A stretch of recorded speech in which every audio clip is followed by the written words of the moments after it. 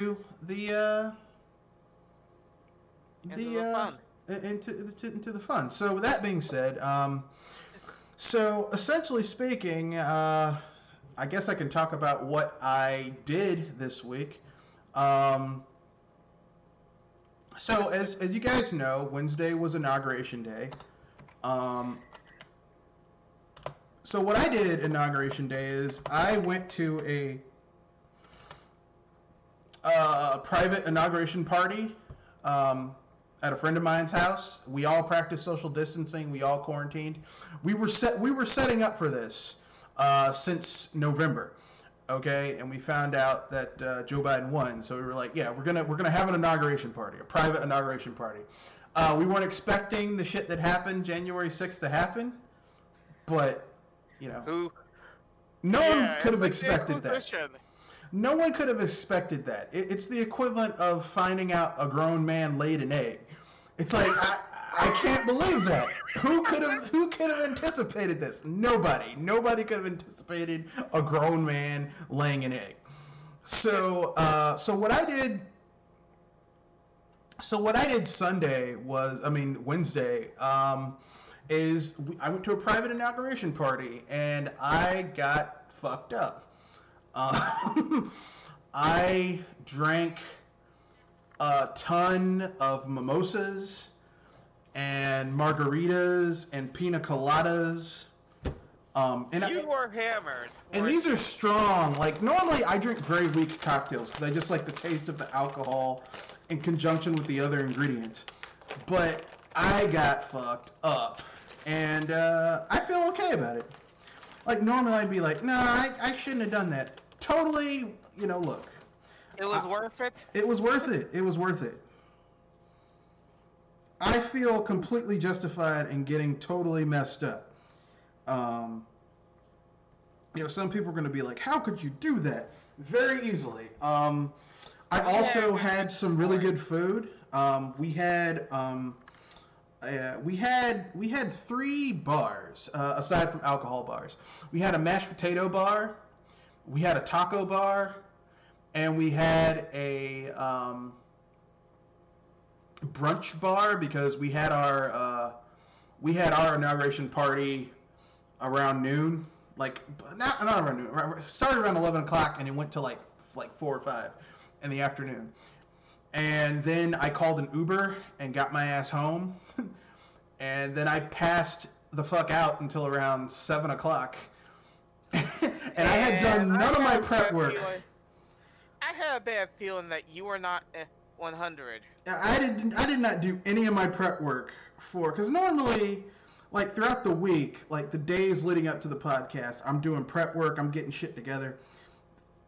Like I did none of that shit this time. I almost feel bad about it because look, listen, this is a small podcast, this is a small channel, but I do like to have some level of professional courtesy. Professionalism? Well, professionalism, professional courtesy. Like the people who do watch this podcast, do listen to this podcast. I would like for them to, have some quality, some level of quality, and to have some semblance of normalcy and stuff, and have a set format, something that they can depend on. Because really, when you're dealing with anything, you want dependability. You want to be able to say, okay, this is how this is going to go, and this is how it is. Like, that's what people like. People want dependability. Unlike what many people may tell you. People don't want new shit all the time. But anyway, so yeah, that's what I did Wednesday.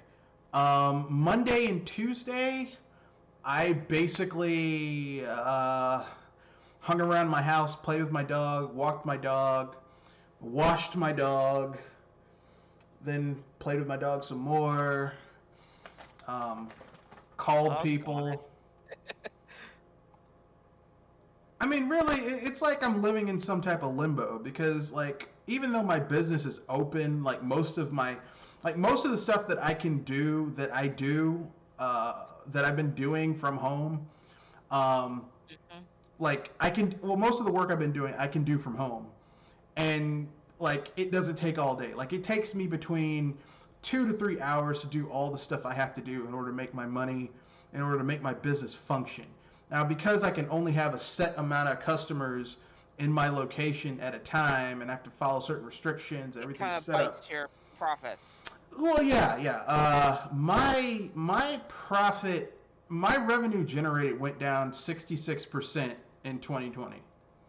Um, Now, the good news is that my profit margin is around 25%. So once I generate 25% of the revenue, um, like for each location, I have basically paid. Everyone's gotten paid. Because the thing is that I own the locations that that I that my businesses are at. I own. It's not an issue of um, me essentially like having to pay rent or anything like that. So I had rent money coming in for the places that could handle it. Because my location in DC, the two places that rent from me in that location are government contracts. So I was getting paid regardless either way. So that's money coming in.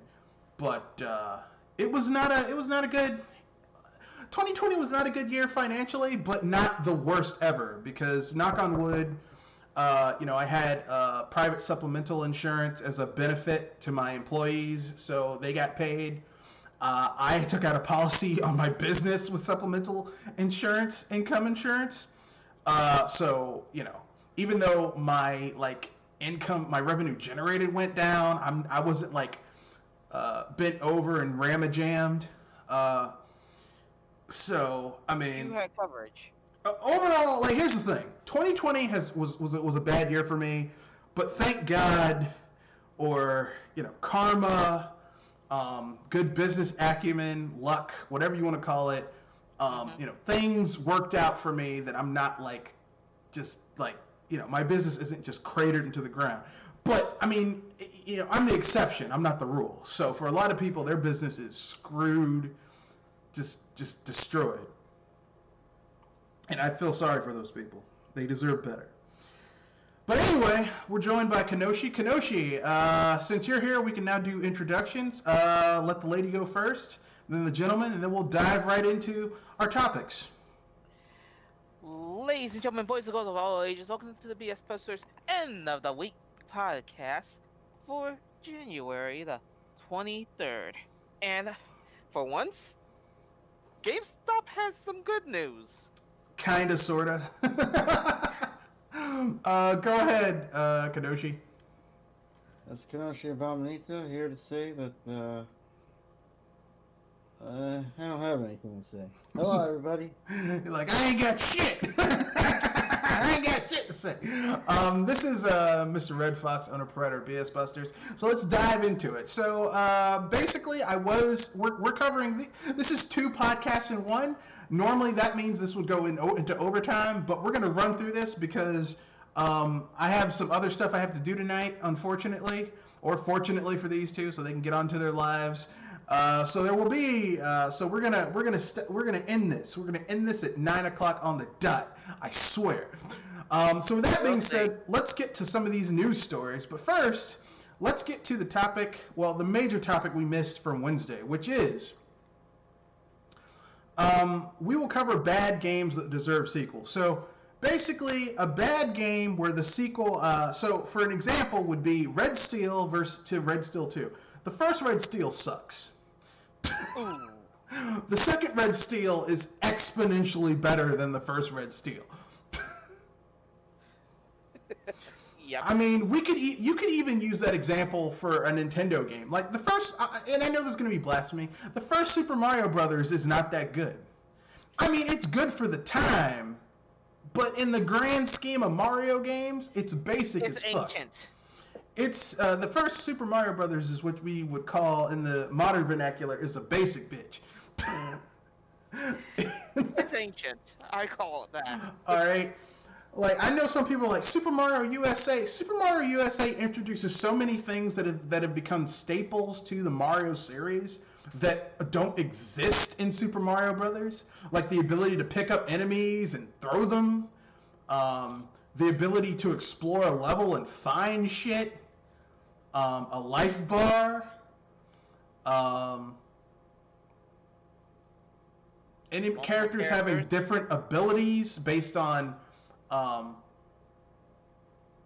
who they are. Because remember, the original Super Mario Brothers, there wasn't really two were basically the same. Yeah, there was no difference between Mario and Luigi until the Lost Levels, and then that carried over in other games. But initially, in the base Super Mario Brothers, they were virtually the same, aside from color.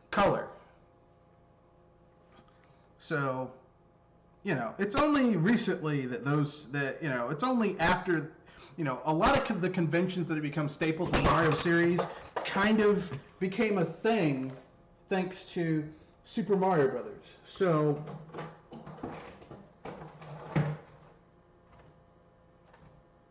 Super Mario Brothers USA, Super Mario Brothers 2, whatever. So I think it's just kind of, there are games that get better with later iterations, Games that get better with time. Well, with a second iteration, like the first time they were testing something out, maybe some shit didn't work, maybe some shit did work, and then they try again, and they're like, yeah, we nailed it this time, or we're moving in the right direction. So, are there any examples of games that are bad that you're like, man, if they made a sequel, they could have fixed some of these problems? Who wants to go first? Blinks the Time Cat? Well, they made a sequel that was better. Yeah, that's how I was thinking of as the example. Okay. Kenoshi, you have one? I don't even really think this game was bad. I think this game was all right, but there would have been a better game if it got a sequel, and that's Sonic Lost World. I agree. The first Sonic Lost World is okay. But had they done a sequel, the sequel could have been great. Yeah. It's a shame that they got scared and gave us Sonic Boom, which is an abomination. Well, they did bomb. Because the media is stupid. It's like they were like, well, this game, instead of being like, well, this game isn't too bad, but it could use some work. Hopefully, in the future, that they'll come out with another one of these that learn from the mistakes of this one. But they're shitting all over it. No, yeah. And the sad thing is that Sonic Lost World sold more than Sonic Boom.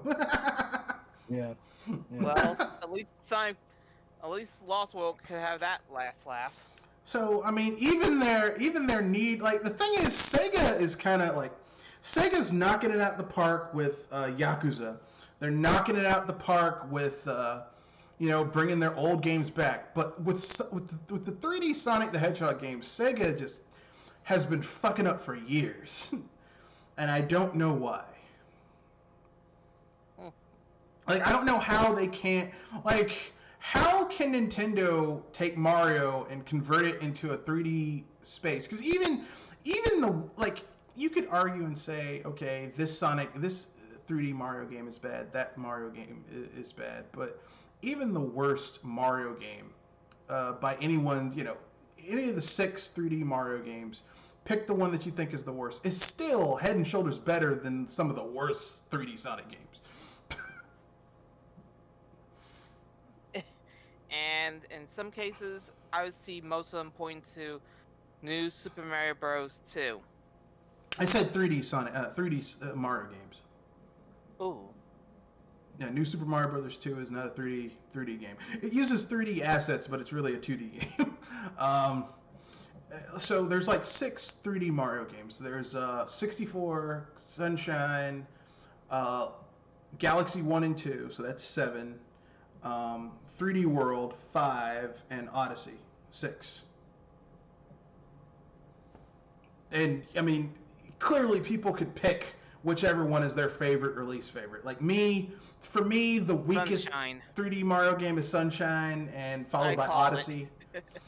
Yeah, Odyssey and Sunshine, because Odyssey and Sunshine share so much of the same DNA that it would be hard for me to put which one is worse. Like, I would say Odyssey has a better final boss fight than Sunshine. The bad dub hop tub.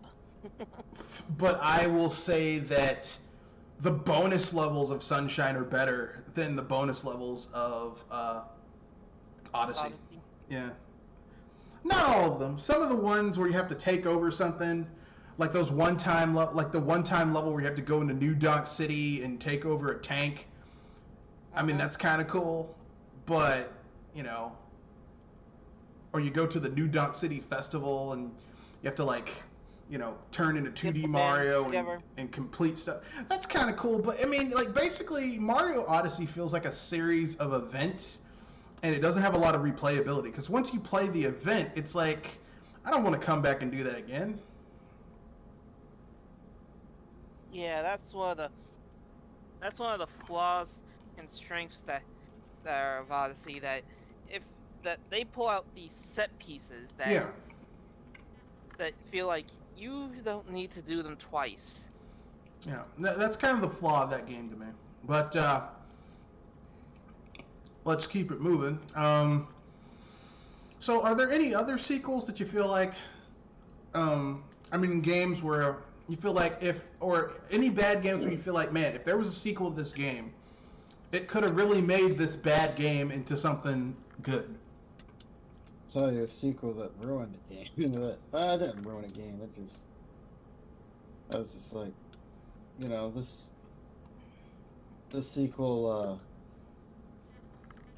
was trying to do too much, and that was the game I brought up I think a couple casts ago, and that was Dark Cloud 2, game that tried to do too much. Dark Cloud 2? Yeah. I agree. Which, it wasn't that... I shouldn't say it was trying to do too much. It was that all the different things it was trying to do felt disjointed from the main game. Yeah. Like, they didn't give you a really good reason.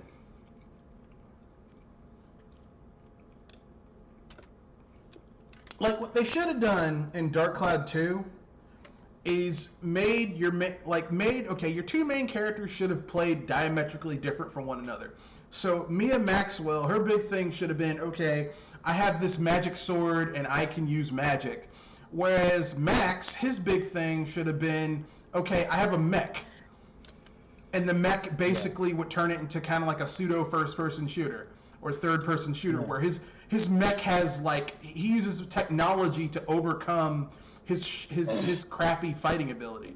Yeah, the mech should have been a power-up, like a special move or a power-up, rather than relying so heavily on it. You know, happening to go and get fuel for it. Well, I mean, they could have had you rely on it, but that would have been like his main thing. Like, if his mech took too much damage where it broke down, it would make sense that he would have to go and do stuff. But the problem with the game was that they forced all this other stuff on top of that instead of making, like, basically, from what I've seen of games, you need maybe 2 or 3 hooks. And you have to really define those hooks really well. And if those 2 hooks don't work well, then everything falls apart. And that's kind of like what happened with that game. They're like, well, it's got mechs, it's got golf, it's got fishing, plus we've got the shit from the first game where you build an area, but it's not nearly as well refined as it was in the first Dark Cloud.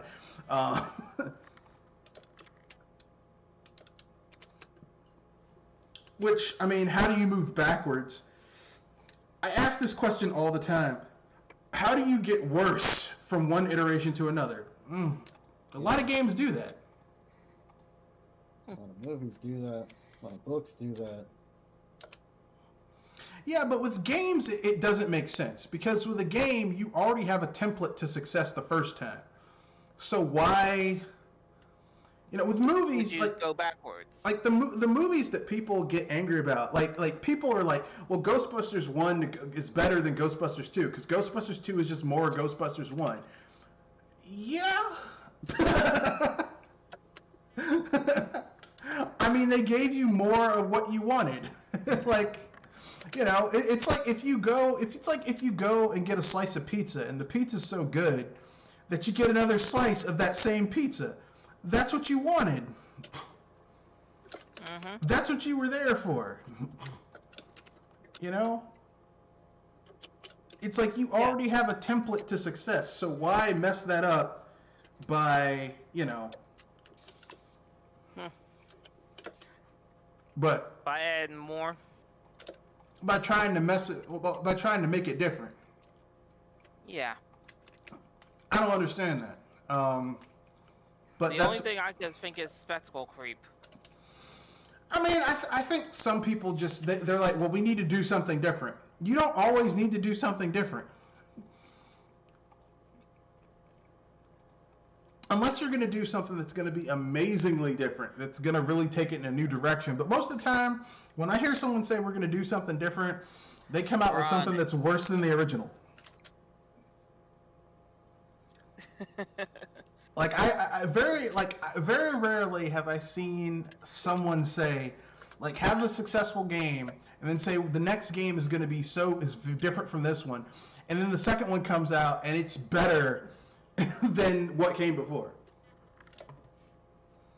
Like I haven't seen it very often, if at all. But anyway, that's my own personal opinion. Let's see, where else are we going? So anyway,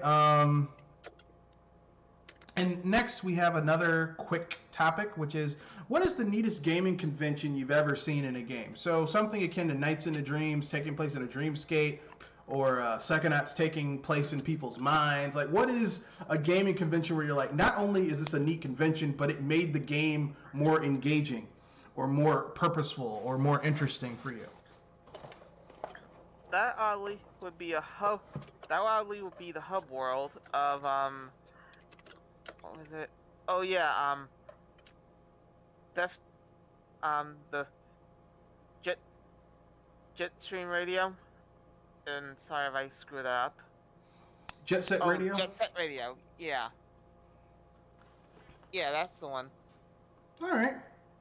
I mean, if anything, it kind of rocks for me.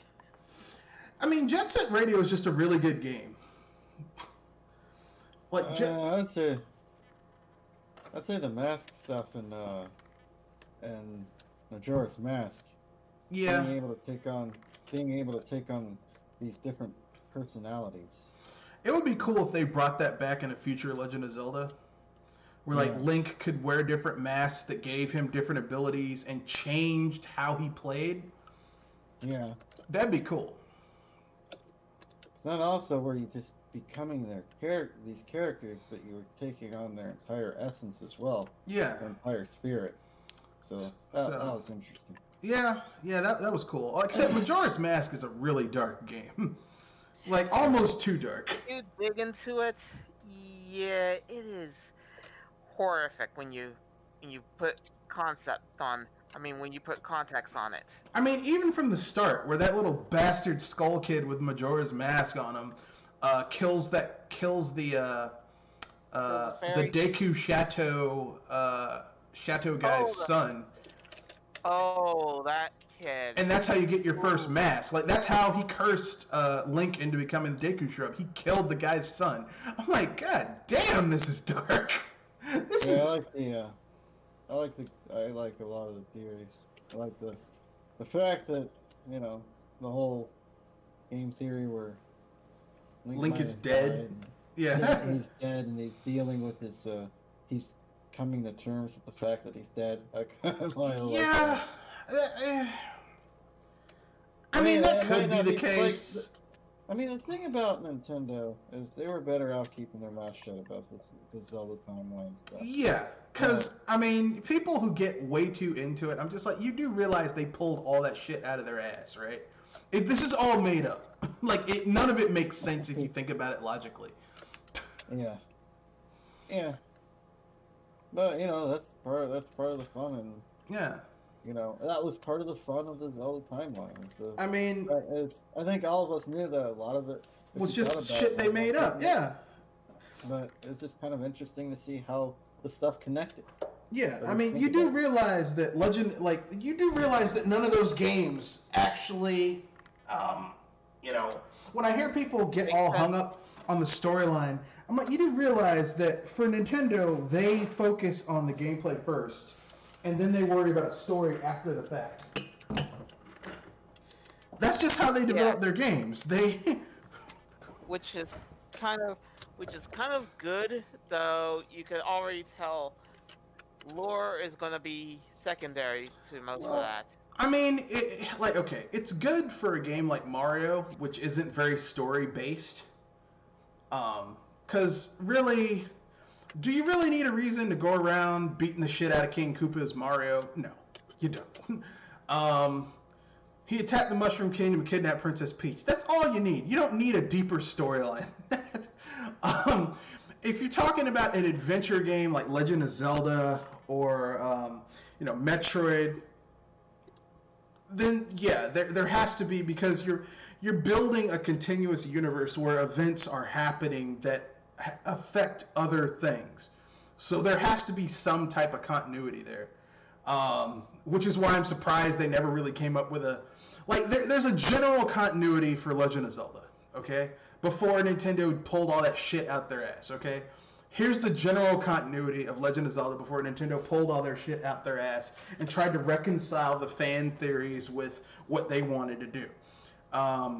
Basically, the first Legend of Zelda game is the first game, okay, in the timeline. The prequel to that is Oracle of Ages and Oracle of Seasons and Link's Awakening. Okay?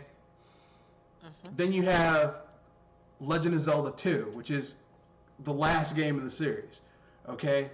Or at least supposed to be the last game of the series. Then they added extra shit with the Legend of Zelda: A Link to the Past, which is now the last game of the series. But then they changed it and added Skyward Sword, which is way in the future. It's the farthest way in the past. It's the first game, chronologically speaking. And my issue with Skyward Sword is not only that it's not very well, there's a lot of missed potential in that game, but I'm like, really, this is the best storyline you could come up with? Like, it's not a very good storyline. I'm like, this is kind of lazy. I mean, I don't know. Yeah, I liked that game when I first played it, but then I got bored of it. It's like, there's some really good ideas in there, but it just doesn't really come together very well. But for me, I would have to say the best gaming convention I've seen in a game is, I'm going to give two examples. Mario Galaxy. I like those. I like how they use the central conceit, which is you're in space and there's like different little planetoids and shit. And that was used really well for combat and like boss fights and stuff like that. And secondly, the other gaming convention that I think was really well done is Metroid Prime 3, where essentially you use your ship to fly to different planets. And even though a lot of those enemies were just reskins of other enemies with like, oh, this is a red one of this version, and it has a slightly different it has a slightly different attack pattern. I like that each planet felt different. Like each planet felt like you were going someplace else, and there was different things to face. Because that's kind of like the flaw with conventional Metroid games, whether they're 2D or 3D, is that like they all take place in one area, and the enemies just feel like reskins of the same thing, like in slightly different reskins. It's like, oh no, this is that normal Rotom. Well, this one's brown, so you got to hit it with a missile. It's like, come on, man. It's just lazy. So yeah, that was a central conceit I liked. So on to the news stories. This is a rumor. but apparently there might be a Batman the Animated Series sequel in the works. Thoughts? Leave it alone. Hopes are mixed. Leave it alone. Just leave it alone. You know, I was thinking about this with Super Metroid. Don't make a Super Metroid remake. Just leave it alone. Leave it Well, after they fucked up Metroid 2, I agree with that convention. As far as because the animated series was a pretty good one. Yeah. The original one. Yeah. Knowing that it's gonna sequel, it gives me hope that it's great, but you could hear the dread in the background. Here's what I'll say. If they can get the original people together to work on it, considering that the original writers of that have made a 6-issue miniseries called Batman the Animated Series Continues, like 6-issue comics, and they're really good, I wouldn't be against them doing an animated series seasons 6 and 7. I wouldn't be against that if they can get the original people on board. Because, I mean, let's keep it real. The animated version of Batman with Batman the Animated Series, The New Adventures of Superman, Justice League, and Justice League Unlimited, those are arguably like the best interpretations of those characters on the screen. On the screen. Like, they're better than anything that Christopher Nolan ever came up with. They're better interpretations of those characters than anything you ever got out of Schumacher, Burton. Even I would say that the animated version of Superman is even better than Christopher Reeve's interpretation of the character back in the 70s and the 80s. It's kind of surprising when you think about it. I mean, look, I like Christopher Reeve's Superman. I think even in the bad Superman films, Christopher Reeves was a really good Superman. But in terms of just like being able to go into the character and the character, like Superman in the Superman on in movies is very one-dimensional or even two-dimensional, whereas in the animated series, like the New Adventures of Superman, you get multiple depths of Clark Kent and Superman and Kal-El. Like, you find out like how he thinks and, you know, his character flaws, because Superman isn't perfect. He does have character flaws. You get to see him at his best and at his worst. Like, that's pretty cool. Same thing in Justice League and Justice League Unlimited. And they don't always, everything doesn't revolve around Lex Luthor, even though he is a major villain in Batman the Animated Series. But there's other villains too. And it shows that Superman doesn't just go around murdering people. Just doesn't go around murdering people. Unlike what Zack Snyder desperately wants to have Superman do, just go around murdering people, because Zack Snyder doesn't fucking understand the character. But anyway, yeah, that's what I would. And I mean, let's keep it real. By and large, whatever you can say about DC's live action films, their animated films have always been pretty good. Like, really, their Assault on Arkham, their Suicide Squad Assault on Arkham, so much better than the movie, than the live action movie. They should have just adapted that screenplay from the animation into the movie. I don't know why they just got David Goyer to make. Why do they keep on hiring David Goyer? I'll never understand. But you didn't enjoy Juggalo Joker? Hell no. Hell no. The only good thing about that movie was when he killed that guy, because he was like, I don't want no beef. You don't want no beef. You want no beef. You don't want no beef. Like, what the fuck is this shit right here? Juggalo Joker. But anyway, yeah. And plus, I mean, let's keep it real. Mark Hamill is the best interpretation of the Joker we've ever had. Yeah, Luke Skywalker is the best interpretation of the Joker we've ever had. It's true. Mark Hamill is the best interpretation of the Joker we've ever had. Why? Because his Joker... The thing about Mark Hamill's interpretation of the Joker is this. He plays a neurotic Joker who is totally... has this almost, like, like obsession with Batman. It's almost sexual in nature. Actually, it almost is sexual in nature because like Harley Quinn tries. There's an episode in the anime series where Harley Quinn tries to seduce him, and he's like, he would rather focus on trying to kill Batman than fuck Harley.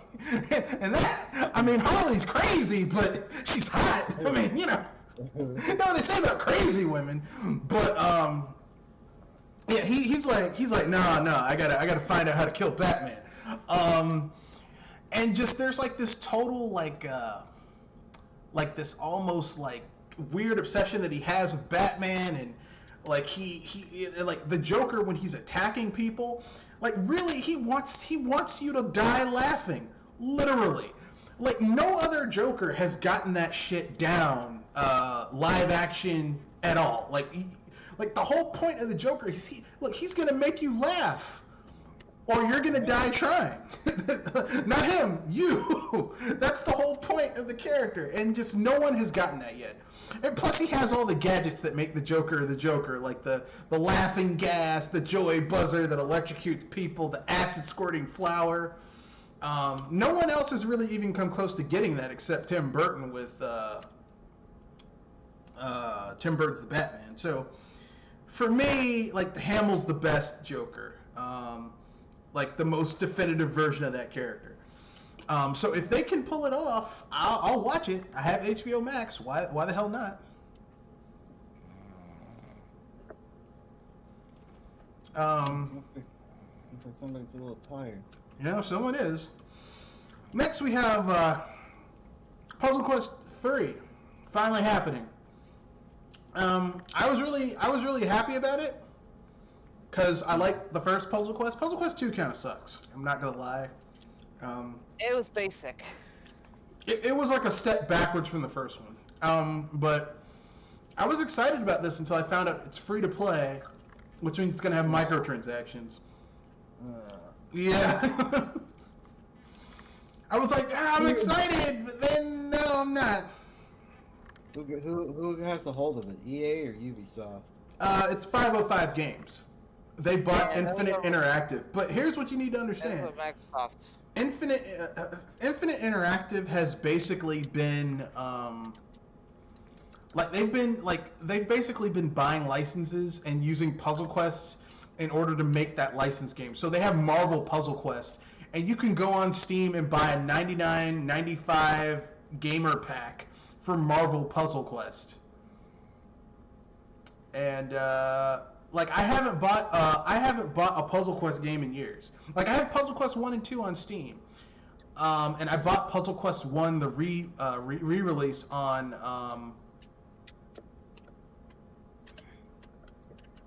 the Switch.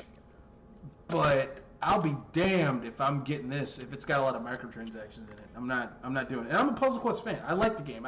I think that the random nature of the gems falling and appearing and stuff like that really emulates the random nature of die rolling in D&D. But I'll be damned if I buy this, if I pay for this shit. Your thoughts on it? I'm hopeful, especially when knowing what game it is from. Like I said, I like Puzzle Quest, but the concepts of it are too much at times. no, I like Puzzle Quest. I like all the Puzzle Quest games. I like Puzzle Quest 1, Puzzle Quest 2. I even like Galactrix, which I know a lot of people don't like because it was different, but I liked it. I liked it for what it was. I know some people are going to get angry when they hear that. How could you like Puzzle Quest Galactrix? I liked it. I know it's kind of a surprising thing, but I liked it. It was different, but it was different in a way that made it interesting. Next, we have Tencent acquires majority stake in Don't Starve Studio Clay Entertainment For those of you who don't know, Clay Entertainment is the one who did Mark of the Ninja and Don't Starve and Stealth Bastard. No, that was Curve. They also made Oxygen Not Included and Griftlands. And of course, they made a little game that debuted on the PlayStation 3 back in the day called Shank. Yeah. And Shank 2. Shank 2 isn't as good as the first one, but the first Shank is great. It's so violent and just... Any game where I'm basically playing a 70s pulp action film where people just getting murdered and shot and chainsawed to death is just totally worth it. They also made Mark of the Ninja, didn't they? Yep. Yeah. They made a lot of good mid-tier indie games. But they've been bought by Tencent, so, or at least Tencent has a majority share in the company, so makes me nervous. I don't trust Tencent.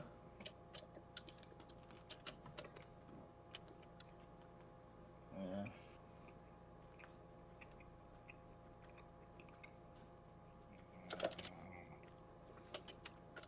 Next little bit of news. Cyberpunk 2077's 1.1 patch goes live and fixes a whole bunch of stuff with stability improvements and all that type of stuff. Your guys' thoughts on it? Let's see. Which game was it? Trying to be careful about this because I had to get up for a moment. Cyberpunk 2077. Oh boy. They released stability improvements for the game. It's better late than never, though. Should have been with the game, but I agree.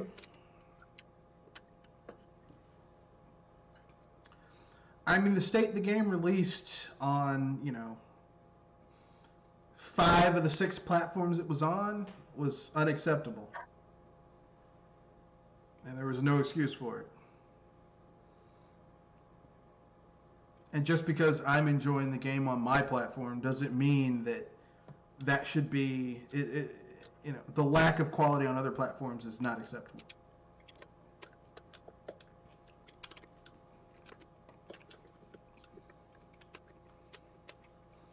So, Kenoshi, you have any thoughts on it?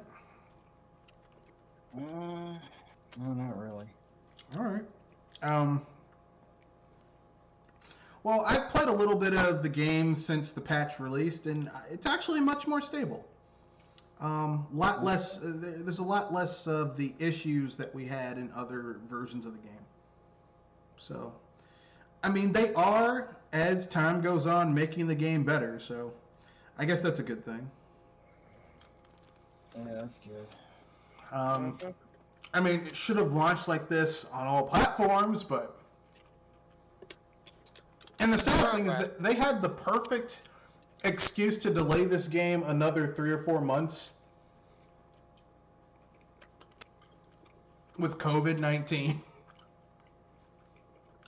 Yeah. They could have been like, COVID, and pushed it to like February.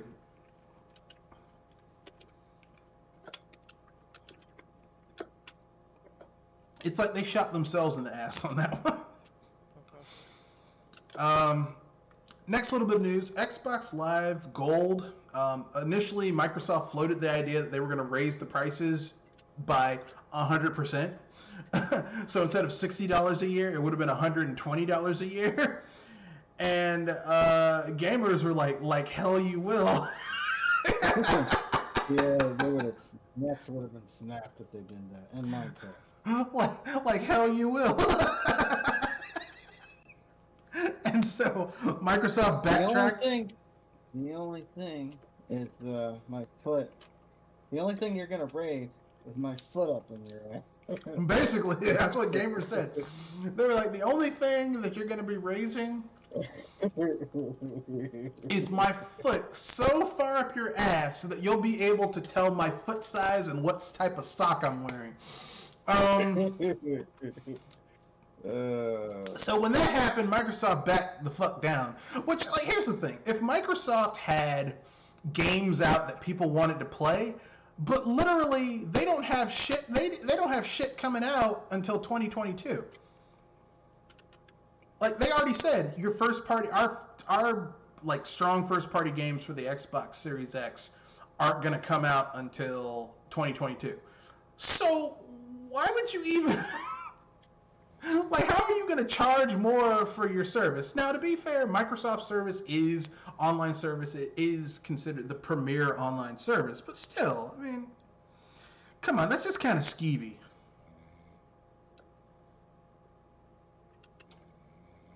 Or do you have any thoughts on it, Jewel?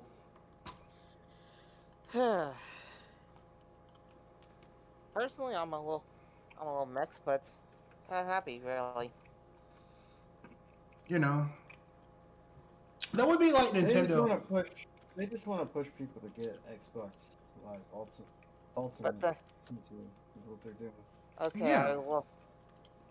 Okay. For that, I'm gonna say they really screwed the pooch there. I mean, that would be like Nintendo saying, okay, our online, which is kind of bare bones, is $20 a year. But we're going to charge you, instead, we're going to up it to $50, but not add any services or anything like that. Here, it's just $50 because we can. And, I mean, that's kind of like, come on, man, that's a dick move. Yeah, that would be a dick move. And sorry, I was actually trying to figure out something.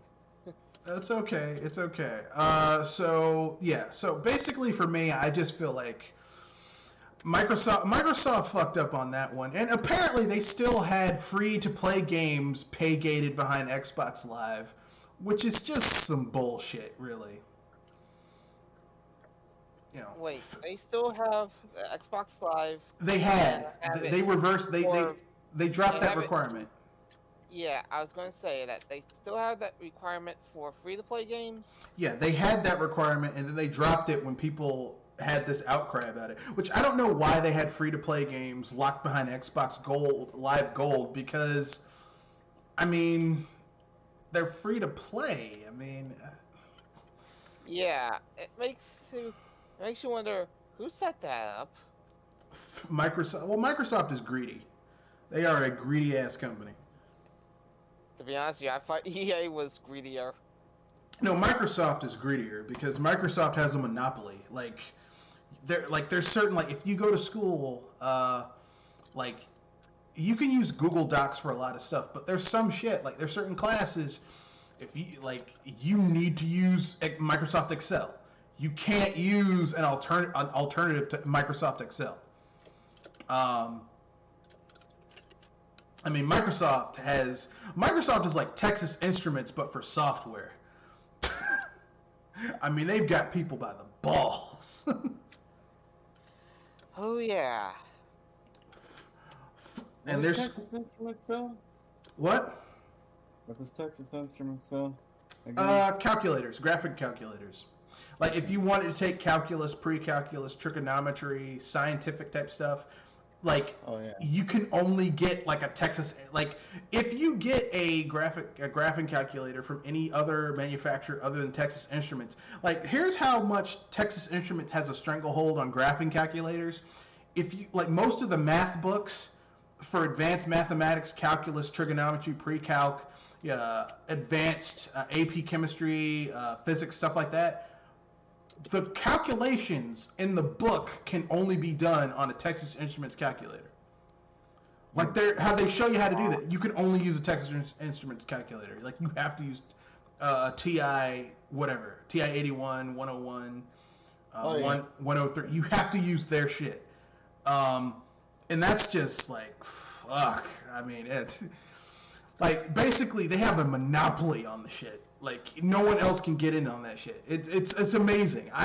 Listen, I admire their business acumen in having a monopoly and being able to maintain that stranglehold all these years, but god damn.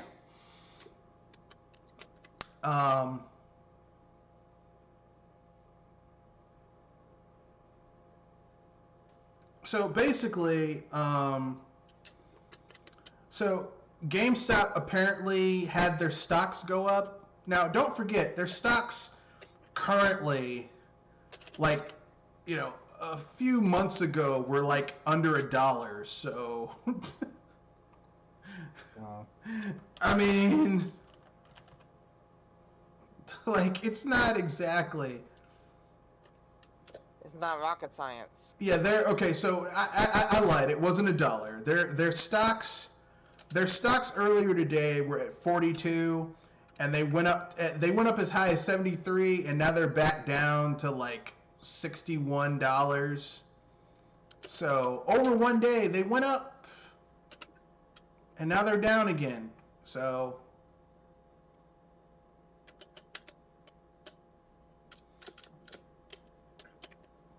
Like, basically, here's what I'm going to say about GameStop. GameStop stocks going up isn't really saving the... What's going on with GameStop is that people who bought the stocks when they were like $10 and $10 started selling the shit out of them when they went up like this, devaluing the company. Because it means that those people are taking their money and running. So that is actually not a good thing that GameStop stock went up like that. That is not a good thing, because that means that the investors are like, okay, we've made some of our money back. It's time to cash out and get the fuck out. Which means what little liquidity that they have is gone. Ooh boy, yeah. They only have themselves to blame. Only themselves to blame. Yeah, well, you know, years of Screwing up. fucking up, yeah. Years of messing up, and no one ever, you know, years of bad management, and no one ever making good, wise business decisions. Because the only time that GameStop had a positive year was the year they bought out KB Toy Stores and EB Games. Like, that's the only time they actually had a positive growth year. And if the only time you have a positive growth year is when you're buying other companies, that's not necessarily a good business year. If you get my drift. Uh-huh. Like, it's the equivalent of basically the only way your business turning a profit is by you taking a tax write-off. That's a really bad business model, because tax write-offs can go poof like that. Trying to snap my left hand. Can barely do it. You know, that's because, I mean, you know, the tax write-offs can, you know, a lot of businesses do that. They're like, well, we're going to open a factory in your town, or we're going to put our headquarters in your town for a 10-year time period, and we get a tax write-off, right? And then once that 10-year time period is up, they up and move. And all the business and industry that was created there is gone. So it's not really a smart idea to build your business around acquisitions, because it's unsustainable. You can't always be buying. You know, it's the equivalent of having an empire that's built on taking over other nations. Eventually, everything falls apart. Somebody's gonna upturn. Well, eventually, you're just going to run out of places to capture. Yeah, you're eventually going to run out of places to capture, because it costs more. It costs the cost of maintaining the infrastructure for all that territory goes up geometrically with each new location. It's the reason the Roman Empire. It's one of the major reasons that the Roman Empire fell, is because they just couldn't maintain the infrastructure to sustain their empire. It was too expensive to maintain the empire. Which is why I don't know why people want their nations to be an empire, because it's hard to maintain an empire. Damn near impossible, as a matter of fact. Not to mention all the vitriol that created and destroyed. Yeah, people hate your country for a long time, and they vow revenge like Hannibal did to Rome. Now, personally, as a person of African American descent, my ancestors came from Africa. Whenever I would listen to history about Hannibal wanting to take down Rome, I'm like, good, kill him. I don't like European empires. But I mean, literally, they created their own enemies because they were always invading other countries. Rather than trying to do it through trade and Yeah. sort of commerce. And, well, we're gonna raise your country to the ground. Or maybe just, I don't know, just be happy with what you have and build strong walls and make good neighbors and you'd be okay. Nah. We gotta have everything. Yeah, I mean that was England. That was the English Empire. England and France during the time of colonialism. Everything that they saw, it was theirs. They put their flag on it, even if there were people living there already and claim it was theirs. Queen Elizabeth, I guess, for a little bit tried to, take over through trade and commerce, but then they were like, "Fuck it, yeah, we're taking over everything. We're taking over everything because that's what we do." I mean, that's every European empire: Germany, France, Spain, England. It's everywhere they go. They kill the native people. They steal everything that's not nailed down and leave a whole bunch of blonde-haired, blue-eyed bastards because their sailors stick their dicks in everything. And leave behind their seed all over the place. And I mean that figuratively and literally. So yeah, it was just not a good experience. So with that being said, yeah, GameStop is they're probably up shit's creek without a paddle because they had a whole bunch of investors withdraw their money. So GameStop's liquidity has been severely curtailed. It's not a good thing. But seeing that I hate GameStop, I don't feel bad about it. I mean, I feel sorry for the people who are going to lose their jobs when GameStop inevitably closes, but fuck them. And we have a question here from Trust. Do you ever get the feeling that sometimes the reported number of copies sold for a game are biased? Yes. I agree. They've been doing this for years. Like, this is not something that's brand new. We saw this during the 7th gen, especially with Wii games, where like the highest version of a game sold would be the Wii version, but they would kind of discount the Wii version and just talk about the PS3 and the Xbox 360 versions of games. So this is nothing new. Still wanting them to hide something, but yeah, you're right. I mean, they do it now. Like a game sells gangbusters on the... Like, okay, let's look at the 8th gen, right? What was the highest selling platform for Shovel Knight? The Wii U. Close. Same. 3DS. Yeah. 3DS, then the Wii U. Those are the two highest selling platforms for that game. But most of the places that talked about Shovel Knight only talked about it being on the PS4, the PS3 and the Xbox 360 and PC. Yeah. And those were not the highest. Most people who were playing that game weren't playing it on those platforms. But there was this... No, go ahead. Because the Wii U didn't represent the sort of ideal that the media wanted gaming to be. Yeah, it's like, oh, it didn't count. It didn't count that they did it, and I'm not going to draw a comparison to anything like that. But it's like they disparage something, and there's other games that are like that. Like I've been guilty of it myself. Like I feel that RPGs have pretty much, like I remember a time where the RPG systems were Nintendo systems when I was a kid. Like if you had a Nintendo or a Super Nintendo, any RPG you could ever want was on those systems. The good, and I know the Sega Genesis had RPGs, but they really weren't that good, by and large. Or at least, I shouldn't say they weren't good. They weren't as good as what you had on your Super Nintendo or the Nintendo Entertainment System. And then it shifted. It went to the PlayStation. So if you loved JRPGs, the PlayStation was where you had to go to play JRPGs. And that was it. You know, you want to play Digimon? PlayStation. Monster Rancher? PlayStation. Final Fantasy 7, 8, and 9? PlayStation. Final Fantasy, the first time Final Fantasy 5 was translated and brought over? PlayStation. You wanted to play the myriad of PlayStation rip-off, knockoff games? PlayStation. Suikoden. PlayStation. Azure Dreams. Jade Cocoon.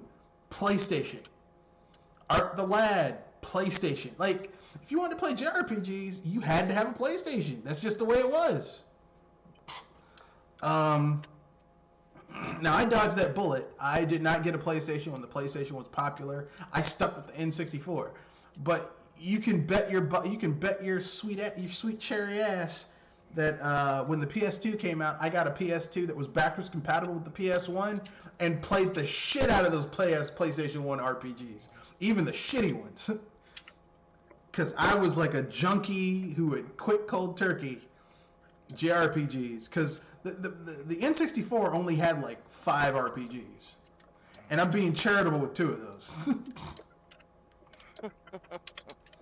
Like, you had Super Mario RPG, which, I mean, in the grand scheme of things, like, considering there were only like 5 RPGs on the N64, Super Mario RPG is amazing. But if you compare it to like some of the best RPGs on the PS1, it's nothing special. Then you had Quest 64, which sucked.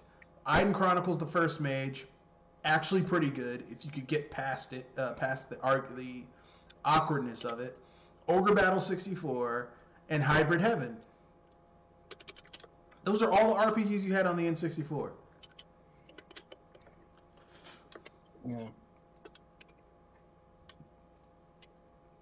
And I know what some people are going to say. How do you know that? Because I had all of them. Actually, I still have all of them. I have the complete RPG collection on the N64. That's only like 5 games, but still, I got all of them.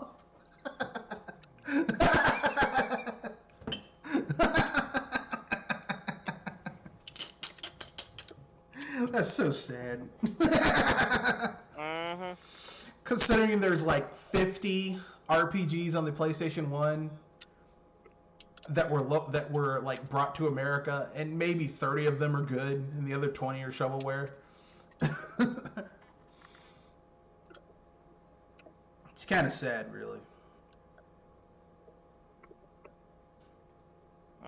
But anyway, yeah, it's pretty good. I like the game.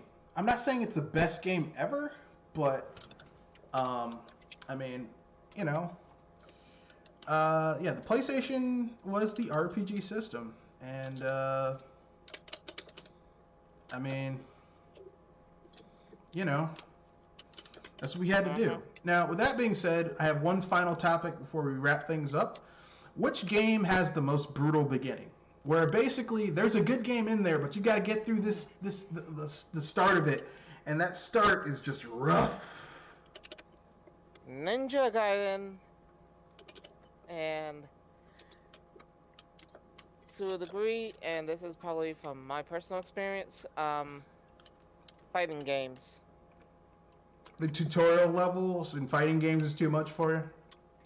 As in trying to do certain tutorials that require you to perform certain big tasks. All right. Okay, fair enough. Kanoji? I'd say any game with a long tutorial. Where you have to learn, especially like RPGs with, or you know, like 2-3 hour tutorials where you have to learn all the systems. Then you're gonna hate Final Fantasy 13. Yeah. Because the opening tutorial for that's like 15 hours. I just wish there were better ways to implement tutorials and stories and make them, you know, more cohesive rather than take you out of the world. Now, well, I'll be honest with you. I will say that Paper Mario, the first 2 Paper Mario games have pretty good tutorials. because basically they add more complexity, but it's not like eating up a huge amount of your time while it's going through. But I will say a opening tutorial that wasn't that bad when I first played it, that wasn't that bad when I first played it, but now that I'm older, like I just can't go back to it, is Ocarina of Time. Ouch. Yeah. And the reason I'm going to say Ocarina of Time is because I'm going to treat all of Kid Link like before you, like when you get the 3 stones and then get the Master Sword, up until that point just feels like a huge tutorial. And it is just because most of your prime special abilities are cut off from you. You're adults. You can't use any of your best weapons. You don't even have access to all the magic early on in the game, and all those cutscenes are fucking unskippable, which is the cardinal sin. So the game moves slow. You can't use your best weapons. You only have access to maybe 50% of your full abilities, even if you kind of cheat a little bit. It's just like Ocarina of Time. That first third of that game is just not very good. And I think you forgot to add the owl to add in that extra dash of anger. Oh, K-Bora, I'm including K-Bora Gaybora with the unskippable cutscenes. Because it's him giving you information that if you've played this game more than once, you already know. Like, basically, because really, in order for you to, like, every Legend of Zelda game has the optimal path, where basically you've pretty much memorized how to go in order to get as much of the good shit as you can without doing a lot of backtracking early on in the game. And once you've memorized your optimal path for each Legend of Zelda game, you know what you need to do in order to get from point A to point B. But the first third of that game is just tedious and boring and just, it's painful. And I don't like it. A lot of those 3D games just did not meet me. I mean, at least Mario 64 kind of leads you into it. Majora's Mask doesn't really hold your hand. Like, basically, the first dungeon, it kind of holds your hand. Well, I mean, Majora's Mask just assumes that you've played Ocarina of Time. Yeah, but it doesn't like, hey, you got to listen to this fucking cutscene again. Like, the first time you see the world end, Majora's Mask lets you skip that cutscene. The first time you play a tune, you see the whole thing. But after that, it's shortened. It's like it respects your time. Whereas Ocarina of Time, even in the re-releases of Ocarina of Time, they don't let you skip cutscenes or shorten stuff. It's like, come on, man. Yeah. Like, anyone who's played, I do not believe that anyone who buys a version of Ocarina of Time now has never played Ocarina of Time. I refuse to believe that. Like, how many times do I have to listen to K-Bora Gaybora give me the same fucking spiel when I reach Hyrule Field? How many times do I have to listen to that asshole Mido blame me for the death of the Deku Tree? And Link run out on Soraya. Like, how many times? Like, why can't I just skip this? They should have, like, every Legend of Zelda game should have, like, an expert mode where they're like, have you played Legend of Zelda before? Okay, cool. Like, that unlocks once you beat the game once. Like, it's expert mode. You can skip all this shit. Skip it. That's why I like Twilight Princess. Because Twilight Princess appreciates your time. It lets you skip messages and tutorials. They're like, you played this shit before? Yep, skip. Shut up. Let me get to the gameplay. Thank you for appreciating my time. Oh, yeah. I can hear that fake smile a mile away whenever you say that. What, thank you for appreciating my time? Yeah. Well, I mean, if you're playing a video game, if you've played it tons of times, you should be able to skip the tutorials. That should be a standard feature in games.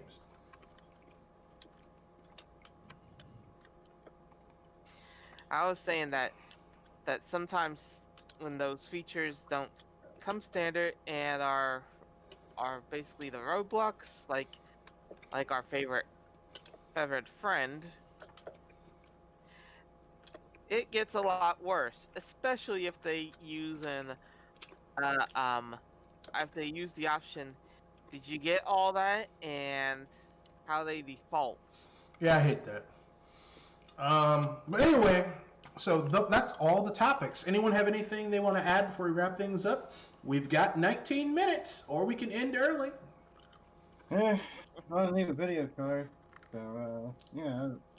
What, you're getting a new video card? Yeah. What are you getting? You sticking with NVIDIA? Yeah, because I'm just so used to their software. Although I've heard a lot of good things about AMD's hardware, but the price hike, 6800 XTs. It's ridiculous. Yeah, it is. Yeah, it is. I said I was gonna buy a maxed out gaming PC this year, and I still might, but I'm not gonna get the graphics card or the CPU until Black Friday. I'm just not.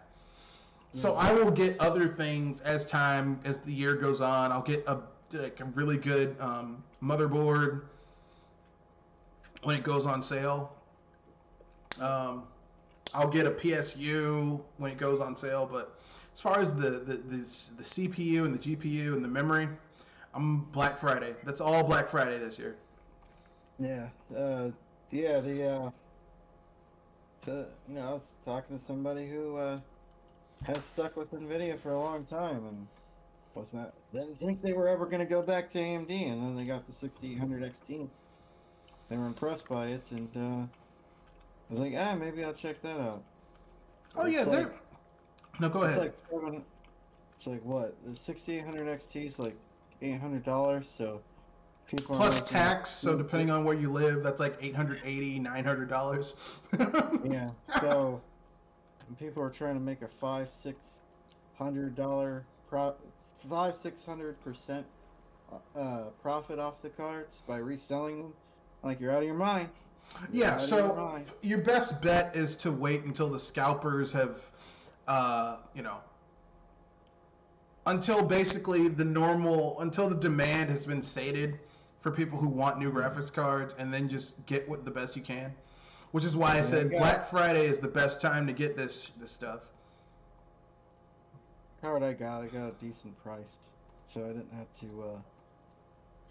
It wasn't astronomically. It wasn't into the stratosphere of profit gains as it pertains to resellers.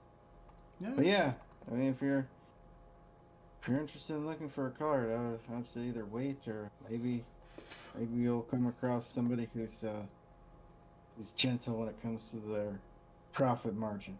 Or, and this is just a suggestion, or you could, instead of going with a 6800, go with a 5950.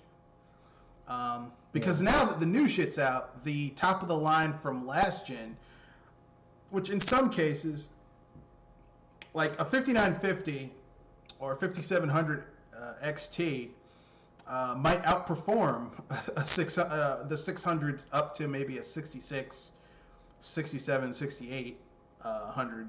So, they might. I mean, in terms of overclocking and stuff like that. If you overclocked 5950 versus a normal clock's 600 series graphics card from AMD. So, the only thing that's really going to be different is the efficiency of the newer cards is going to be better. You're going to get more calculations per watt versus the older stuff, because it's just more efficient. But I mean, really, here's the thing: even the 6800 overclocked with the best CPU GPU combo from AMD can't run Crysis remastered at ultra specs. So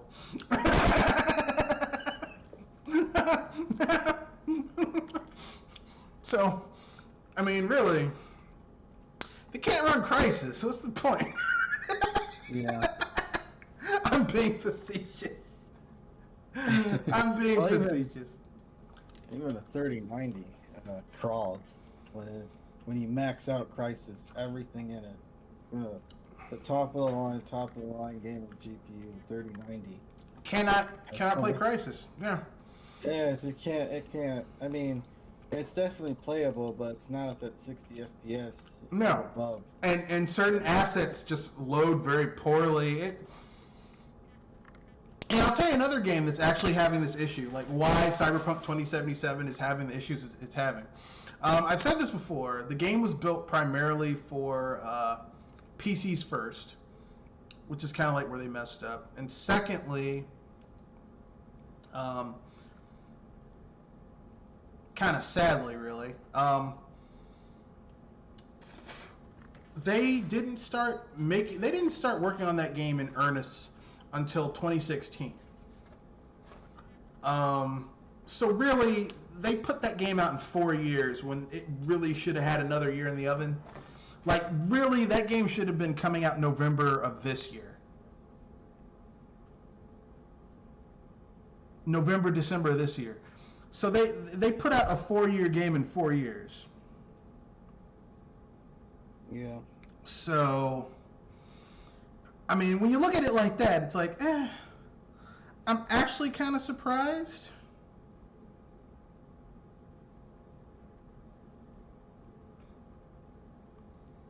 That it is as stable as it is. Yeah. And I know some people are going to be like, how could you say that? I'm just saying, it's in better shape than it should be for being a 4-year game that came out, being a 5-year game that came out in 4 years. It could be better, I agree, but it's not as bad as it could have been. It's definitely better than Fallout 76, I'll give it that much. I know some people are going to get mad by that. How could you say that? Come on, man.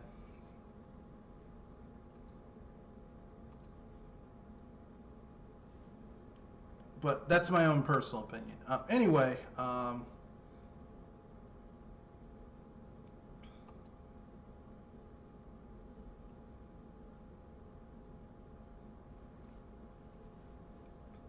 that's my those are my thoughts on it. Anything else you guys want to say before we wrap things up? I think we're set for this week, which is surprising. Yep. Ended early. So that being said, that's the end of the podcast. Remember, rate, comment, share, subscribe. Don't forget that we got email, we got Discord. That's right. We got Twitter. Email, Discord, all that fun stuff. So all those links are in the description field. That being said, that's in the podcast. Rate, comment, share,